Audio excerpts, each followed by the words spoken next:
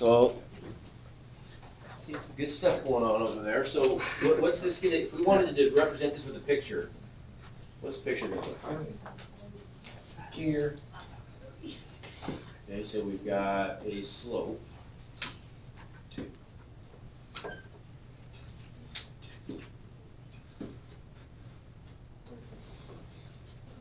And we've got skier on the slope. So there's our slope. The angle is 27.2 degrees.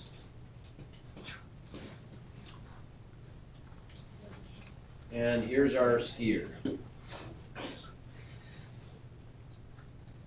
Okay, there's our skier. So what are the forces we need to add? What are the forces acting on the skier? Gravity. Gravity. Okay, what direction is gravity acting? Straight down. Straight down.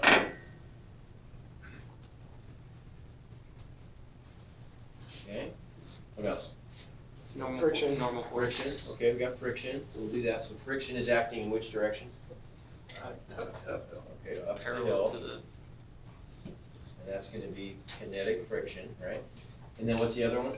Normal force. Normal force. And that's acting Straight out from the. straight out, normal or perpendicular to the slope. Okay, good. So there's our free body diagram, right? So now what do we have to do here? Okay, that's helpful, but, Oriented differently. well, it's oriented okay, but there's something, Use the Oh, slope to split up the gravity. okay, yeah, so we're gonna orthogonalize the free body. In other words, it's a fancy word, we're gonna break all of the force vectors into components that match our reference frame. Now, what's gonna be the reference frame here? What are our two directions gonna be? What do you wanna call it? The normal and the friction. The Okay, so we've got, so our, this is gonna be maybe, those will be our two coordinate directions, let's say. So we'll call this is gonna be the perpendicular direction, and that's the parallel direction, right? And that's fine to do, as long as we're consistent, then we'll have to just define everything in terms of those positive directions. And these are orthogonal, so they're at right angles, okay? So then two of the three already match up with those, that's good. But this guy needs to be converted into parallel and perpendicular components. Okay? So that's the next step.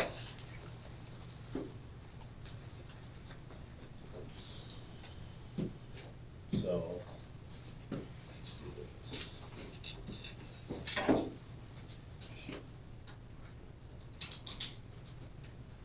So then,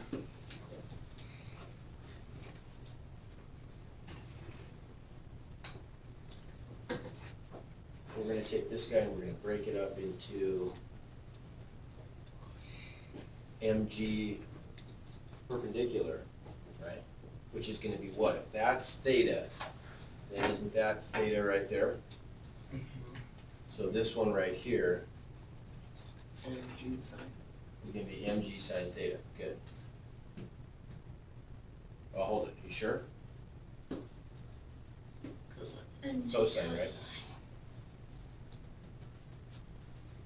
Because there's our right angle. So that's the, remember, the original vector that we're breaking into components is always going to be the long one. That's the hypotenuse. So this guy is going to be mg sine theta, and this little guy down here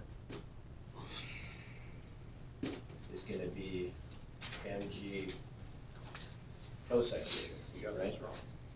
And so now if we want to change yeah, those this. are.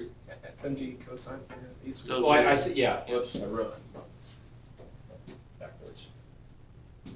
You're right. So that's cosine because it's adjacent. Everybody sees that? And that's sine theta because it's opposite of theta. And theta is just, this is theta, right? Just don't want to write that every time. That's theta. Okay, so then we can redo this free body diagram, and it's just going to look like this. So we've got, if we draw all these components emanating from the body, then there's our mg cosine theta. There's mg sine theta. There's our kinetic frictional force, and there is normal force, right? Okay, that make sense? Could you turn it the other way? I suppose you could. I suppose you could, yeah. I mean, I just meant to match the surface here. I always do, but as long as you know what you're doing, as long as you were maybe to say this, you could twist the whole thing and then maybe also just twist out with it, so right? So it's more convenient to draw. That's perpendicular, that's parallel.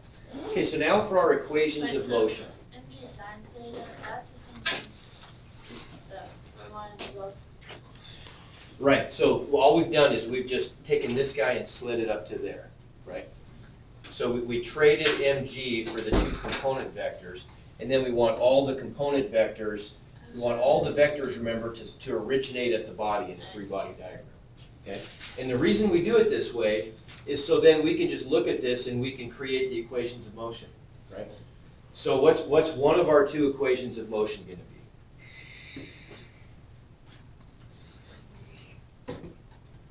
mg sine theta minus friction, kinetic friction. Okay, and mg, okay, so that's going to be the parallel component, right? So we could say that the parallel component of the net force is going to equal, what's our positive contributor in the parallel direction? mg sine theta. mg sine theta. Right? So the parallel component of weight minus kinetic frictional force, right? Equals what? Ooh. Yeah, what's net force always equal to? Mass acceleration. Mass times acceleration. So m a parallel. And really, the motion's all going to be parallel, right? So that is the acceleration. The parallel component of acceleration is the acceleration that we see, right? What's the other equation of motion? So there's one. What's the other one? The net force of the perpendicular. Okay, so the perpendicular component of the net force. What's positive contributor? Is it the normal force? Normal Yeah, because we force. define that as up, right? We define that as the positive direction. So normal force we call positive minus mg cosine theta. And what's that equal to? Zero, because there is no, we can see there is no acceleration in this situation perpendicular to the plane, right? So there's our second equation of motion. Okay, so now this just becomes, and what are we trying to find here? We want to find, ultimately we want to find what is the speed of the skier once they pass into the wet snow, right? So this is really just a kinematics situation here, but what do we need to get from the dynamics part of this, but from the force part of this? Acceleration. Or acceleration, yeah, because if we knew, if we could make a list of kinematics quantities up here, right, so what do we know up here? What's the initial velocity of the skier? 0. 0. Time is- What else? The We time know- is 5.05. Okay, we know the time. What else do we know? Well, we're gonna fill in this one, aren't we? Yeah. We're gonna fill in acceleration, and then we're trying to find final velocity, right? That's the question. If we could fill this in, we could easily do it with what, equation 2? Right? So that's our goal down here, is just to solve for A. Okay, well, there's A. That's what we gotta solve for, right? So if we isolate A in equation 1, what do we get? So going back here to equation 1. Oops. And if we solve for A, I'm just gonna get A equals, mg sine theta minus The kinetic friction. kinetic frictional force. okay. Overhead. And what is, real quick, remind me, what's our model for that? What is the kinetic frictional force? Isn't it mass times the frictional coefficient? Frictional coefficient, not times mass, times Weight. which force is the one? Normal force. Normal force, right? Because that's the force of contact, right? So it's gonna be mu sub k times normal force. Well, we know what mu sub k is. The coefficient of kinetic friction is 0.134, right? That tells us how slippery the snow is, right? That's that thing we looked at the other day, where, remember when we had the board sliding on the surface? So mu is just a Greek M, and it's just the symbol that for some reason we use for friction. I don't know why. It's just associated with friction. So mu is what we call the coefficient of friction. That's something that is always going to have to be some, it's just measured, some measured quantity for materials. There's no way to really physically predict what that is. Or if there is, it's very difficult to do. Something in a lab, we would just measure, or on this hill, you could have somebody measure how much force is required to move the skis, or, we could do a little measurement of forces and accelerations or something, and we could calculate what it is, So right? what's the 0.134? So that's mu. That's the coefficient of friction Is that between the skis and the snow. use of what? Mu sub k. Okay. Yeah, mu sub k. Because they're sliding surfaces, they're sliding past each other, right? Okay, so then we could make that substitution down here. So it's going to be mg sine theta minus f sub k, but that's just going to be mu sub k times normal force. And then we'll divide that whole thing to solve for a. Just divide by m. Right? Okay, so far so good. We know, we don't know the mass. Is that important? Right, we were never given the mass of the skier, were we? Yeah, Oh, we were. yeah. Okay. Did we probably need to be given the mass of the skier, you think? No, because We didn't really need to. can't you cancel it out with the m's? Well, we can't cancel it yet. But, so we know mass, we know g, we know theta, we know mu. We don't know normal force, though. Where are we gonna get normal force? In the Look at our equations the of net motion. force of perpendicular. Right here. It's the same as mg cosine. Yeah, so theta. look at the second equation of motion here, the perpendicular component. Normal force minus mg cosine theta equals 0. So, what does that tell us about normal force? Yeah, normal force is just equal to mg cosine theta. So then this becomes A equals mg sine theta minus mu sub k times mg cosine theta over m, and what do you know? The masses do cancel. I could factor an m out of the top and cancel it with the m on the bottom, right? So we get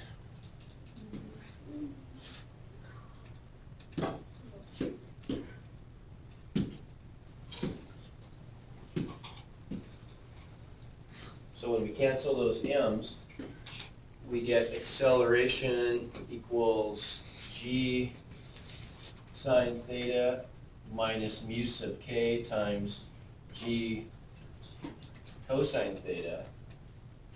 And that's all stuff we can plug in. So theta was, what, 27.2, is that what it was? Remember?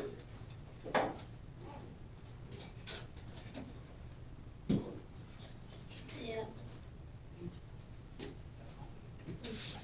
Okay, so if we do this calculation then, 9.8 times, and we could actually factor a g out too, couldn't we?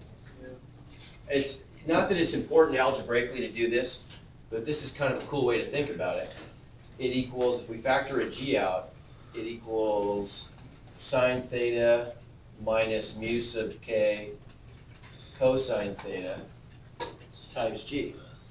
So this is the part that really is gonna give us the percentage of G that acceleration is gonna end up being, right? I don't know that this is necessarily a fruitful thing to do, but I always like to do this. When I look at this, I always kind of think, okay, so how much of our acceleration is coming from G? Well, this is the term that's telling us how much of G we're getting based on the slope of the hill, right? Right, the steeper the slope, the bigger component of G that we're gonna get, right? For our acceleration, does that make sense? And that makes sense. As theta gets bigger, what happens to a sine function? Starts at 0, right? And at 90, the value is 1, if you think unit circle, right? So doesn't that, do you see what I'm getting at? This kind of stuff, I think when you start to look at it this way, you really get some insight into the way the world works. So this is the part, the contributor from the slope. What's this? This is the contributor from friction, right? Now think about this at kind of a conceptual level. Cosine is actually going to get smaller as theta gets bigger, right? That makes sense though, doesn't it? As the hill gets steeper, what's going to happen to the strength that gravity's pinning you down to the slope? It's gonna get less. It's going to get less, isn't it? Right? At 90 degrees, there would be no friction because you would just be in free fall, right? And so you're going to multiply that coefficient times cosine theta. Isn't that cool how it works like that? Yeah, I like that you can look at that and say, oh wow, so we're getting some portion of gravity, and these are the two terms that mediate how much we're getting from gravity. Yeah, you don't have to look at it that way. I mean, it's going to be the same answer either way. I just think that's pretty cool. So times the quantity sine 27.2 minus mu is 0.134, right? 0.134 times cosine 27.2. And we get what? We have that number, about 3.3 meters per second squared. Is that what you got? Did I do that wrong? No. Seems about right to me, but.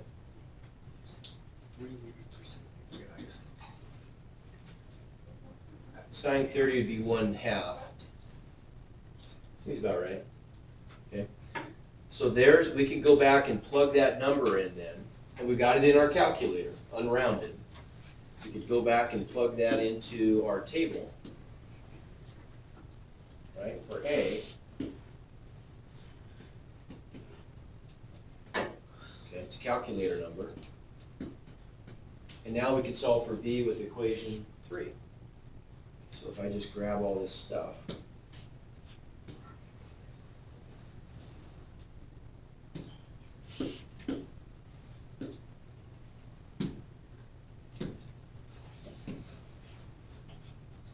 What was that? Whoa. Wait, what? What did I just do? You just drag the screen. No, that's a glitch for sure. That's, Do it again. Yeah. Just do that. so you can just take the calculator screen, whatever you want. Nice. How did that happen? That's actually really cool. That's really That's really cool. I had no idea you could do that. You drag other stuff. Wow. Take a button. Take a button. No, it doesn't work. Button doesn't work. That'd be just What would you do if you Like dragged the button? It's a very good point. Huh. What would it do if you dragged the button? Wow. What do you think was gonna What happen? if you drag like delete onto that and just the whole Yeah, it's explodes? Yeah. Delete Drop the in. operating system. And you don't suppose this is like the control panel for the whole universe? Yeah, I don't know. Oh. Okay, so here's equation 2. Drag delete. Drop into system 32. delete So it we back. can plug this stuff in, right? So V naught is 0, so what do we get here? This number times T, which is 5.05.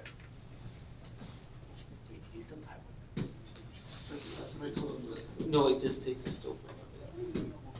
So we get, there's our answer. So our final velocity when we hit the snow is that number. How many sig figs did we get to keep on this? 3.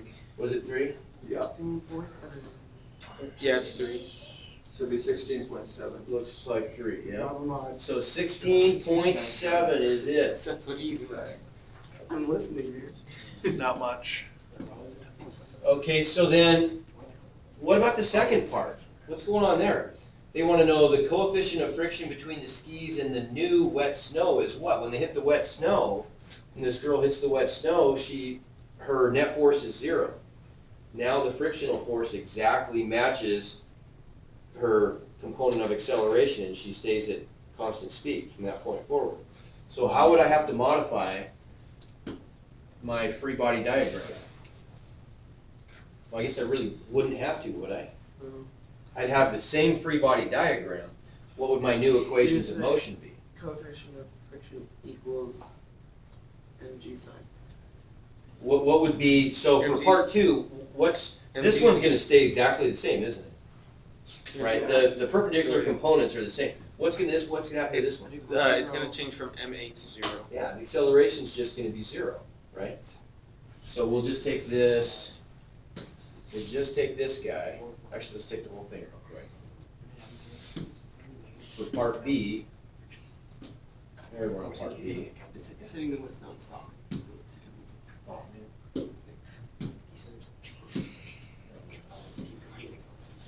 Right, so we'd end up with, this would just equal 0. And so now we would get,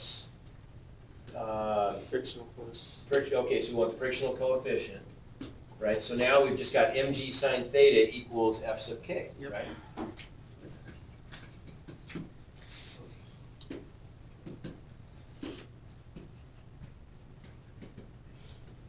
And then we know this is just mu times normal force, right? So all this stuff just becomes mu, which is what we're looking for, times normal force equals mg cosine theta. And Sine normal theta. force we already know is mg cosine theta, right? Isn't it sine theta? mg sine theta on the right Oh, side? that's sine, yep, you're right. Yeah.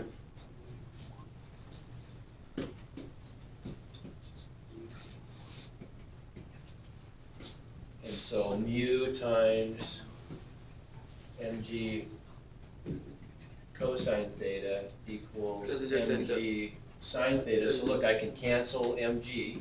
And does it just come out be sine theta? So we're over looking, cosine are we theta? looking for mu or for the f? We're looking sub k? for mu on this one, right? Oh. They want to know what is the coefficient of friction of the wet snow. So isn't Right. it just sine theta divided by cosine theta? Yeah, what is that? Oof, Isn't that interesting? That's what the coefficient would have to be, tangent theta. 0.51. So tangent 27.2 degrees, what's that equal to? It's 0.514 0.514. to 3 places. Tangent theta, so that's go up quite a bit, Yeah, a lot. okay? That's pretty bad snow, it's 0.514. That's, Real wet snow. yeah, it's real wet snow. Okay, make sense? Sure? Okay, try it. Wow. You guys Yeah. you guys can work, call it a day. No Chromebooks. Oh, no Chromebooks, yeah. I guess we can't work